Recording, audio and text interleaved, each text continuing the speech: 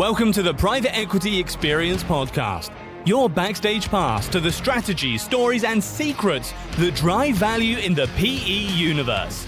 No filters, no fluff, just straight talk and expert insights to help you navigate the private equity world with confidence. And now your hosts, Ed Barton, Rory Liebhardt, and Emily Sander. Senator Warren pushes back on private equity and 401ks. Here's what's happening. Empower Retirement, a major 401k record keeper serving about 90,000 employers, has proposed offering private equity, private credit, and private real estate as options within participant accounts, but only for those in managed accounts with professional oversight. Senator Warren, ranking member of the Senate Banking Committee, fired off a pointed letter to Empower CEO raising concerns about 1, lack of transparency in private funds, 2, high and opaque fee structures, and 3, liquidity risks if investors want to exit when the markets turn. Ed and Rory, what are your hot takes? I will give you my commentary I made before we started the pod, which was, this is probably the first time in my professional career I agree with Elizabeth Warren on anything. Yeah. Mm-hmm. And I am absolutely, after everything we've discussed around private equity, I think the thought process of going to a pure or a true private equity type asset, where it has long hold periods, illiquidity, volatility in pricing, the market is inefficient, that's just not where I think the average Joe, regardless of how professional their portfolio's managed, should be having their retirement funds. At least I think there's got to be a lot of controls around it. And I think her admonition to go back and try again is a good one. Yeah, Rory, I generally agree with that. This stands to reason that this is what we're talking about here is a $38 trillion pocket of assets that are being managed. So of course, for some stakeholders involved, having access to that to put your offerings out there is enticing, for so many reasons.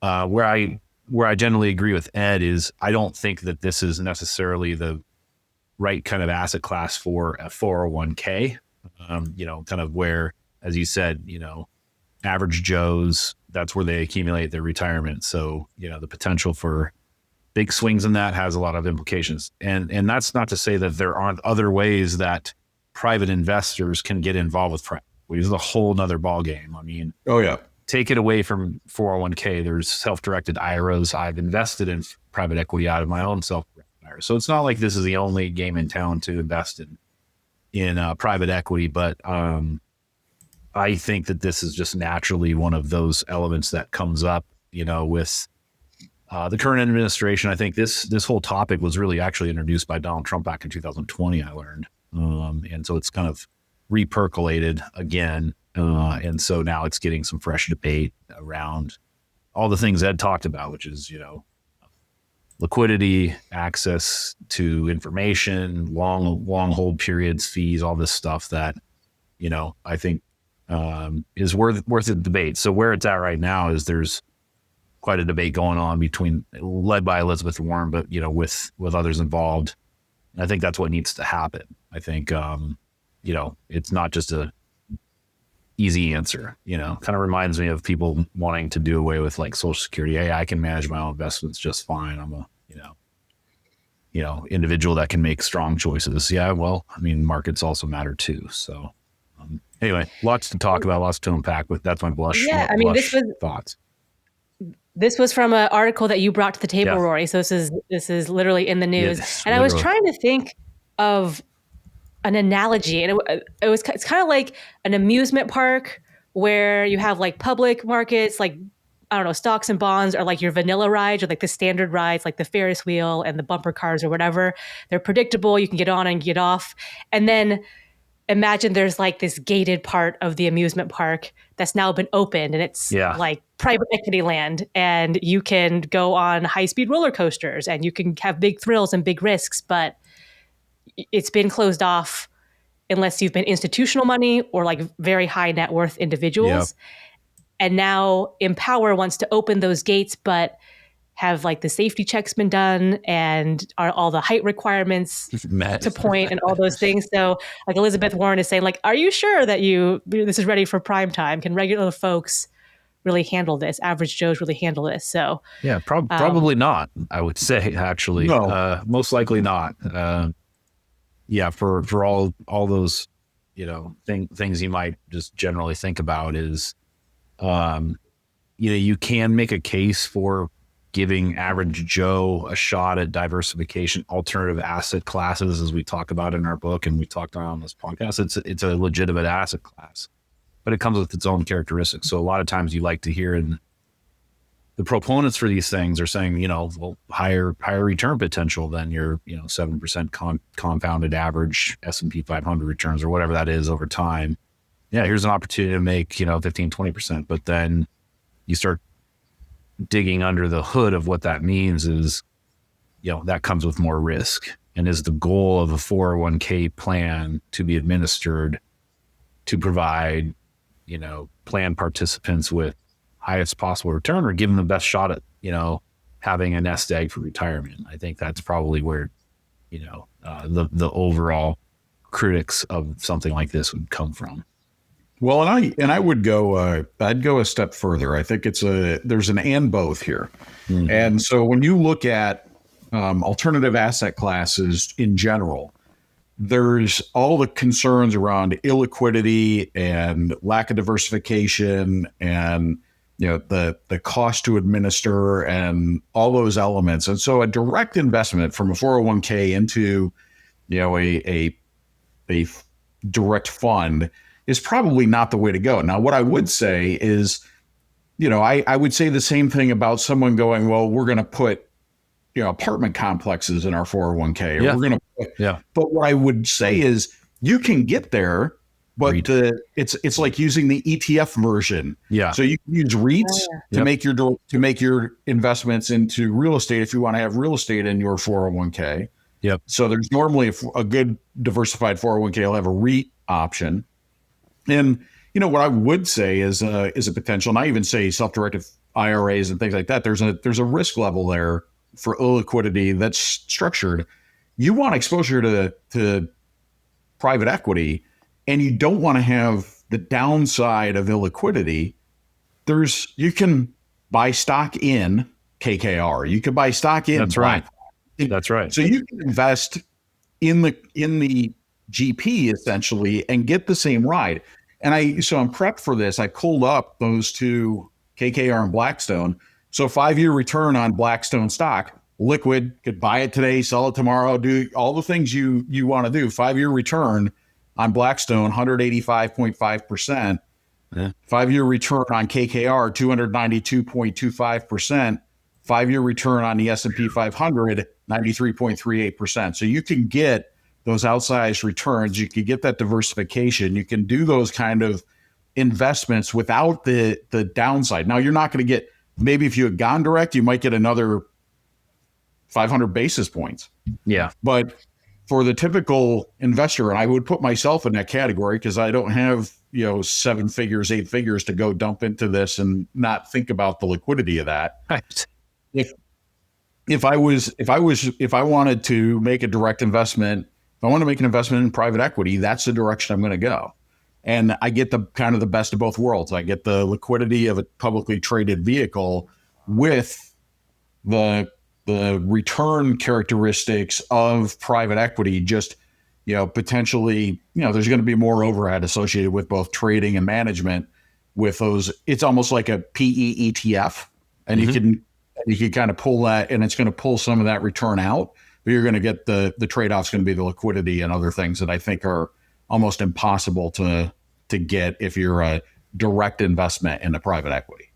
Yeah. I mean, there's plenty of ways to access private investments. So in this case, you just ask yourself, what private investments would you put in a 401k plan? Basically, like anything that's not a public company is a private investment. So that could be literally anything. So, I think people that are, against something like this, they kind of lean on the fact that the SEC is kind of the governing body over public companies, which it is. What measures can you put in place to make sure that the private investments that you're offering to Joe Average, is, a legitimate offering, there's so much, it's so vast, so the landscape. So how do you qualify what's available? And, typically that'll end up, I would think if it does go that way, and I've, kind of read about this, Blackstone is kind of the one that sort of put it out there. Hey, we want to offer our funds to, 401k investors. And so that's how I think a lot of this got pushed up to the current is like Blackstone, looking for probably a distribution network for accessing $38 trillion. How do I get more limited partners? Exactly. Or I could get a larger pool. So it's going to be one of those things where the big guys are going to drive it probably. Anything. So that's how it's favorable to private equity, or at least that's one argument why it could be favorable to PE firms. Yeah, certainly expanding the market for sure. Yeah, because they're in the business of constantly. We've kind of talked about it. They're in two businesses: investing and raising capital to invest, and that's how they make their money. And so, if you all of a sudden open up a multi-trillion-dollar pool of investors that can put a percentage into private equity, that's pretty lucrative. Now, what I would say is on the 401k side, and you may have sat in one of these seats, Rory, and I have multiple times, probably half a dozen, is 401k trustee. Mm-hmm. So the trustee has so a 401k plan will have a board of trustees that are responsible for the administration of that plan, just like it's like any other pension. So it's like a defined benefit pension where they've got trustees. 401ks have trustees. The trustees are responsible for the compliance of that plan, as well as the investment choices. And so you normally will hire a third-party administrator to assist you with the administration of your pension plan, whether it's a defined benefit or 401k, which is a defined contribution plan, or any of the others. And the trustees are personally liable and personally responsible for they have a fiduciary duty to the beneficiaries of the trust, which are the employees.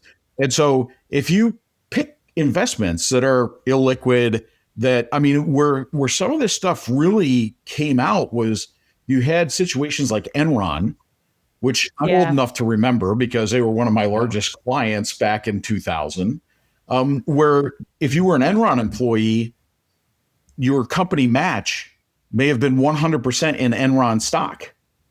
Oh. Yeah. And you were encouraged to put Enron stock in your 401k because they would get a discount on a purchase.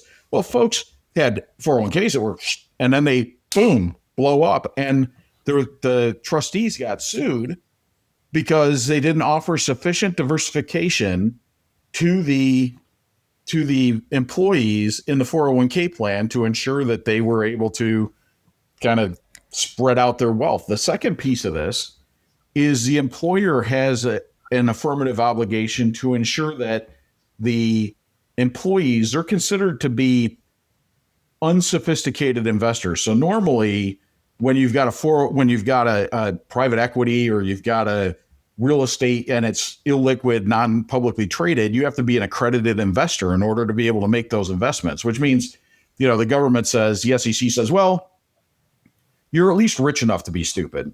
And so exactly, you've got enough wealth that we assume you can make intelligent decisions, and therefore, I'm right with you. But they go, so you can, but you have to be an accredited investor to invest in this stuff. Well, the 401k is assumed that everybody is an unaccredited investor, does not have the knowledge to understand how to diversify, does not understand things like risk premium, does not understand things like beta and, how to put a well-balanced portfolio together. And so the employer has an affirmative duty to provide to provide education around that and to provide enough choices so that the employee can have a well-diversified portfolio. And as a result, this could, but that doesn't mean that stupid Ed, can't go 100% into private equity. And that would be a problem. And that could be a problem for the trustees as well. Yeah. What do you make of the proposed managed account model? As far as limiting it only to those accounts that are professionally managed, I think that's a step in the right direction. I also think that if this were to proceed, the way it's considered is like plan sponsors can choose whether to include private equity or not. That there's not a mandate to do that. Of course, that being said, who stands to benefit from all this? Yes, the plan sponsor can make the decision, but plan administrator is probably going to have an incentive to push it on you and kind of operate, and that goes all the way up the chain, right? So there's that element, but I think those are reasonable steps to take if you're going to go down this path. But what does managed account really mean? Do you have to have a certain level of wealth to qualify, or is that there could be a managed account managed by some hack out there that doesn't know what they're doing? Probably. It is interesting. It's like, well, if something like this then becomes available, the other side of the coin is hedge funds, so like what if somebody wants some sort of event driven hedge funds and such to be included in 401ks, or, something really esoteric, and even like crypto related investments are now being bandied about as like, hey, well, I want to be able to invest in this from a tax deferred account, et cetera. I don't know. There's this is just one element under consideration. So, what I want people to, kind of that aren't professional investors, and are investing their earned money in an investment strategy. I want them to have the best shot at retaining that 40 years from that point in time where they can actually utilize it in retirement. Not to say that the bottom of the market couldn't fall out right when you're ready to retire and you're screwed, but I think I just keep coming back to, the risk return profiles, in alternative asset classes is different than publicly traded equities for many reasons. So hypothetically, if this went through, what would that do for PE firms? Would they have to change their stance or change how they operate, or would some shrug their shoulders and be like, okay, that's now a thing. I'm going to go on my way. I think you would see some private equity firms go, okay, we're going to embrace this model because there is a lot of capital. I think so. Yeah. And we're going to have to develop an LP model that is really driven by essentially a second level institutional investor. And I'm just trying to picture how this would work. I just feel like C's would be pushed down somehow, Yeah. Like it would be less scarcity value to it. So the 2 and 20 model, quote unquote, might change a bit. Which is already under pressure anyway. Exactly. I think I think the other side of this is, for retirees, and this again, this is the closest thing I get to Elizabeth Warren that you're ever going to see is I'd be one that goes, look, if you want to have private equity in retirement funds, that's fine. But it's got to look like this. The only choices you have are target date retirement funds that are well-diversified portfolios. They have a mix of domestic, international, fixed income, alternative asset, and equities. They're managed by professionals. The underlying elements are ETFs. And you, retiree or potential retiree, are basically going to be invested in the markets with a well-diversified portfolio. And you don't get to trade in and out. You don't get to change, basically the allocations being mathematically driven. Right. It's being passively managed. And it's just going to kind of take you to a 2040 target retirement date. That's my 2040 target retirement fund. It's actively managed based upon kind of risk return and timelines to be able to optimize. I get very concerned around the typical, I don't even want to say it's a typical American. I think it's a typical person wants to go, I know better when they don't. Exactly. I'm an investor when you're not. And I can make $1 bazillion and therefore I'm going to I'm putting it all on, 00 black and put all the chips there and it's going to hit, baby. And it doesn't.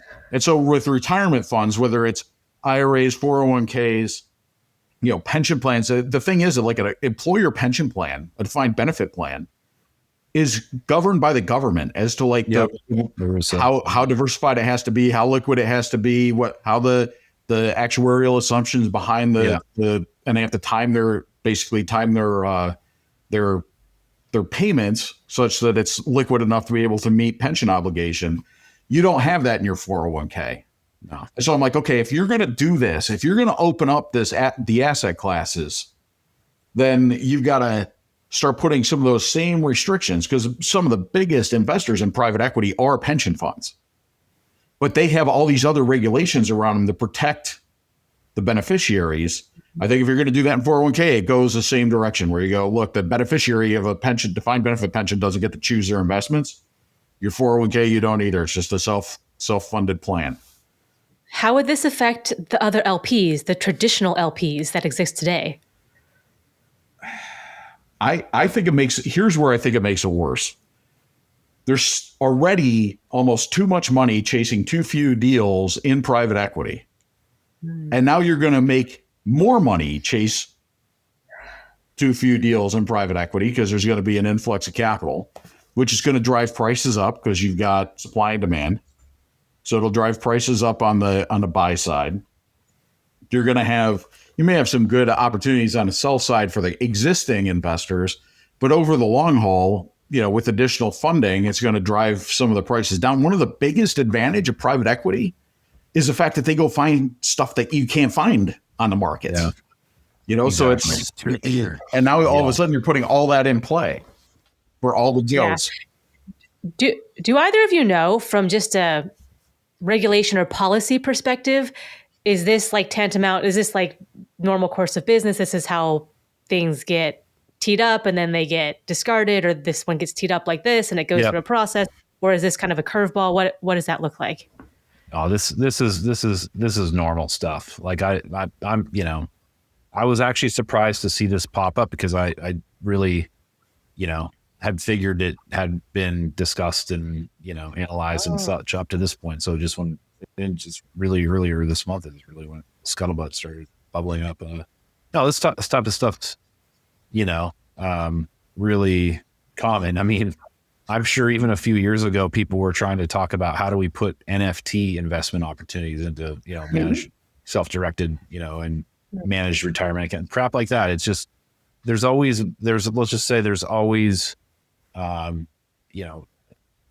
allocations of capital available, and there's always somebody trying to match that with some other offering of sorts. And there's a lot of innovation that comes with that, but there's also a lot of red tape you have to wade through and make sure it's done, without damaging people involved out the gate. And so, I think crypto is going to be a big one. That's kind of here to stay. I think NFTs was sort of a flash in the pan. I mean, REITs at one point, I'm sure, went through this kind of scrutiny and things like that. Oh, you're how are you going to, allow somebody to invest in, as Ed said, an apartment complex in Tacoma, Washington? You figure out a way to make it liquid, and you make it, have certain SEC oversight and things like that. I imagine, my prediction was, some version of this will make its way into the 401k, eventually. Yeah, I do. I think so. So, okay. So like the cynical part of me goes, from what you've all just said, is there a person or like a small group of people at one big PE firm who's like, you know what? We could bring in so much more money if we did this. Why don't we pitch this as financial democratization for the people? But really, we're going to get a shit ton of money into our firm. That's the cynical side. Is that? I think every institutional sponsor is looking for a way to access retail investors. That's always the case. So yeah, you might be right. There's somebody figuring out a current angle on it. Maybe with the tailwinds of the current administration having supported this for the last 4 or 5 years, now's the time to really make a thing of it, Yeah, I was going to say, as one of my good friends, Cassandra Aurora, would say, why choose? You can have both. Exactly. Your cynicism is absolutely accurate. But it's not necessarily a bad answer. We can make a ton of money, and we've made this available for democratization. It's why choose? We could put both out there. And that's the American way. That's capitalism. It really is. That's, it really I is. like that There's, take, Kenny, there's no too. stopping that mentality. It'll never change. Humans are humans. Mm-hmm. And yeah, I mean, and it's like we legislate as we go, and we, put forth regulations as we go and do our best, but there's always going to be, ways to, what ways for people to figure out how to make more money sooner off of other people. So yeah, I'll give a example, because I lived the example at Beautiful Accredited Home Lenders. yes. So back in 2000, in the early 2000s, in the late 1990s, during the Clinton administration, they opened up. They essentially said exactly what you just said, Em, except with mortgages. We're going to democratize the mortgage industry. So we're going to reduce regulation. We're going to encourage investment into underinvested areas. We're going to reduce the underwriting criteria so that more people could buy their own homes. We're going to really create this big real estate capability for people to buy homes and become permanent members of that neighborhood, and open up home ownership to whole groups of folks that never had it before. And there was not sufficient regulation. And so as a result, what you had was basically government incentive to go do these things. People made a ton of money. Oh, yeah. And then you had a bunch of folks go, oh, well, they can make a ton of money. Let's, and they took the guardrails off. Let's kind of spread the whole thing out. But the assumption from the borrower, because you're signing this form and reg this and this, that, and the government said this is all okay, so it's fine. Yeah. And then it blows up, 10 years later, and they're like, well, I didn't understand. This could have the same effect. Yeah, I mean, on retirement, zero-sum game. There's not, unless there's, governmental intervention, it's always going to be someone's going to win more and somebody's going to lose more. It's, that's the way it is. So you just try to mitigate that on both sides with risk management. So, I think there's going to always be a way to innovate ways to, make more money through professional investment strategies, but it's going to come at the cost of someone or some group or some counterparty. That's for sure. So yeah, now that's where government ends up stepping in, is sort of buffering that to some degree. Well, and the other side of that is the government, whether it was a mortgage business or whether it's in retirement accounts, the moral hazard is the government backstops all this stuff with ERISA in that case, or with Freddie, Fannie, and That's a great point. And so what you've got is there's no incentive for anybody to mitigate their risk, because they know if it blows up spectacularly, the government will bail their ass out. It ain't going to be that's where I'm like, look, on a current structure for private equity, if it blows up, the government's not backstopping any of that. Yeah, you're just think about that for a second. Water bankruptcies, BlackRock is now in the territory that the big banks were in. Like they're too big to fail. I mean, that's the world we're in now. It's not just the banking sector that is too big to fail. It's the whole economic sector, whole financial sector. I mean, it's interesting how different a world it is now than it was in 2010. And I'll just let the folks listening know we didn't plan this part, but we're headed down. This is kind of down a rabbit hole for another pod. Like, has private equity become a sector that's too big to fail, and can they take the entire economy down? That's a great one. Yeah, well, if you were stay tuned for that. That's gonna be a blast. If you were, let's say hypothetical, you guys were in the government and you could make whatever regulations around this. This had to go through. You had to introduce private equity, but you could structure it and put in any regulations you wanted on it. What is the most elegant way to do that? I'm from the government. I'm here to help. That's my favorite. That goes with my Reagan Bush 84 bumper sticker on my new car. The original. I kind of laid it out. What I would do is go, look, you've got to, it's got to be part of a portfolio where the only thing you can have is a target date retirement fund. And, it's in there. So it's almost like a managed portfolio in a case that, which is part of the overarching current proposal, except that it's even more, it's more managed, and the person who's making the investment, the employee making the investment, really has no control. And then it becomes you can't have too much concentration in any one thing. You've got the trustees have restrictions. So a typical pension fund won't have more than 10% or so in alternative investments, maybe 15%. And I think you put those same pension fund requirements on these managed retirement funds that are, target date retirement funds and sitting in 401ks. And that probably would get me comfortable enough to not panic. But I still hate the moral hazard of ERISA backstop and all this stuff. Yeah, completely agree.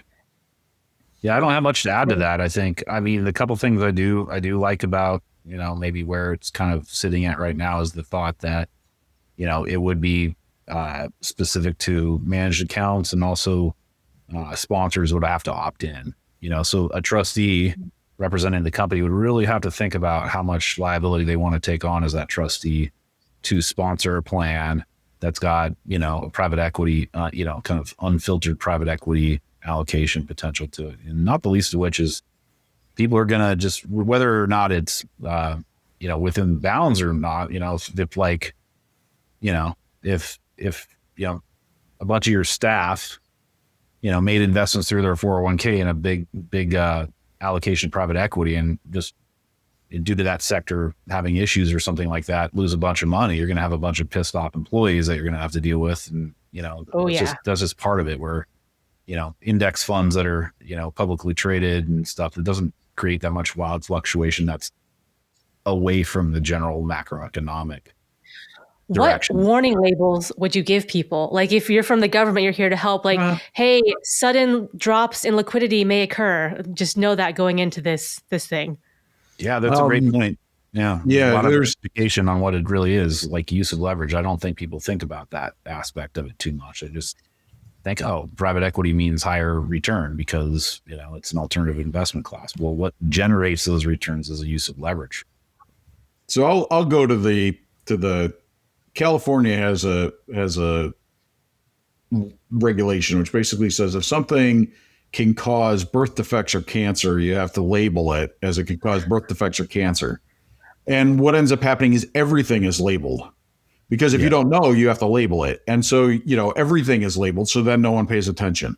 When it comes to investments, every stock, every mutual fund, has a list of risks in the prospectus or in the S1 that basically says, here's all the, and no one reads it. And so also true. You could come out. You could come out with and here's, it's the way that the government, and again, I tend to be very libertarian in my approach anyway, but the government puts these regulations out, and that's why I said that people get a false sense of security because they sign these things saying, according to Reg FD, I did it. All this stuff was disclosed. I didn't really read it, and it sounds like one of those stupid like Ozempic commercials where, this may cause blah, blah, blah, blah, hair to grow out of your nose, and your ears are going to pointy like an elf and all this other stuff, and they say so fast, during the TV ad. You're going to get that on the investment side too, and it's all worthless, useless, cover your ass stuff for the trustee. That's all the good it serves. All right. Ed's now officially big government and the high regulation. No, I'm kidding. Not like what are your guys' predictions for this? Would you say this goes through eventually Partially, or no? yeah. And if so, timing, how soon does this go through? Well, shoot, the clip that things are getting implemented now. I mean, I will say that about the current administration. They don't, things are happening fast. I'd say, sooner rather than later, perhaps like within the next 12 months, I would think. Yeah, it'll happen before the next congressional. If it happens, it'll happen before the next congressional election. Midterms, yeah. And although this could be regulatory, so it may be able to they may be able to use Administrative Procedures Act, throw it into regulation, not have to run it as legislation. So it may be longer than that, but I would generally say, look, Liz Warren, and I'm going to actually go into a story. That's me at that. I've got a story for Liz Warren. I agreed with her once. Now we're friends. So I would say that her concerns are concerns that are going to be shared by many of her colleagues. So, Bernie's going to feel the same way. And so it wouldn't surprise me if you see it, the composition and the Senate and Congress are so evenly divided now that composition is likely to swing in midterms. It normally goes against the party in power. And so as a result, I would expect if it doesn't happen by then, it's not going to happen. Now, I'm going to throw in a story because Rory might remember this. So back when the Bankruptcy Reform Act was passing, 2005, baby. Back in 2005, our general counsel at Beeline lobbed in a call to Professor Elizabeth Warren to try and get her hired to do a consulting gig for us to understand what the impacts of the change of the regulations were going to be with the new Bankruptcy Reform Act. That's amazing. In 2005. And Elizabeth Warren asked what type of business we were in. And we said, well, we're a debt buyer. We buy bankrupt consumer debt.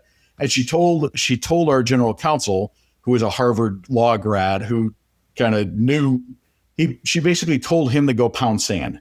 And there was no way and that companies like ours should not exist. And she hung up on him on the phone. I did not know that. What a story. Yeah, and she wanted, initially it was like $800 an hour or $1,000 an hour to do the consulting work. And this was like in 2005. Yeah. Wow. So 20 years ago. Incredible. That was my first exposure to Elizabeth Warren because she was a bankruptcy professor, a law professor at I didn't know that. At Harvard. Did you ever speak with her, or was that just through your? No, it was okay. It was our GC did all the speaking. She was like, "You can go fly a kite," is what you can do. Yeah. And then decades later, you're BFFs. That's right. We're BFFs. I call her Liz now because. What I will say is the sort of I think it's right the way that she is approaching this. I mean, she's asking the right questions. I read the letter that she wrote to Empower, and Empower being the company with a ton of records on retirement plans and things like that, who's kind of like trying to spearhead this from the other side. The questions are, to the point, logical, basically asked in the manner of like, how are you going to protect the average Joe here through this? In other words, what's your angle here, dude? What are you trying to accomplish here? Is not the private equity current market and capitalization and all that stuff good enough? Like, what's the deal? Anyway, so we'll see this unfold. It's kind of a fun one to follow, honestly. Exit question for you two. What sounds riskier? Putting private equity in 401ks or letting ChatGPT pick your portfolio? Wow. Man. What's riskier? I'm actually going to go with the putting 401ks in the portfolio, or putting the private equity in a 401k. The real answer. Okay. Because ChatGPT is going to analyze all the information that's out there, is going to hoovered up a bunch of data, is going to be applying things like risk premium to a portfolio. And if you ask the question right, you're going to actually probably get a well-diversified portfolio that you should be investing in versus, private equity in your 401k. That's relying on me to make that choice for my 401k, and I'm an idiot. It's a good answer. The wisdom of crowds is going to win. You need a good prompt for that. You'd want a good prompt for that, ChatGPT. I'm a freaking prompt engineer. That's what I am. Yeah, I'd say I'll just take the other side of the coin just for the heck of it, only to say that, I think there will be more inherent built-in controls if it goes into play where you can, pick private equity funds out of your 401k. It's not going to pass without control, and ChatGPT can hallucinate and, all these things. And, you just never know, even though it does have all of the internet to draw on. So, yeah. I don't know. Tough call. Probably ultimately agree with the ChatGPT answer, but I needed to put something out there. All right. We got both sides of it now. Thank you, Rory. Thank you, Ed. Thank you. Good to see you. You're welcome. Yeah, we'll talk again soon.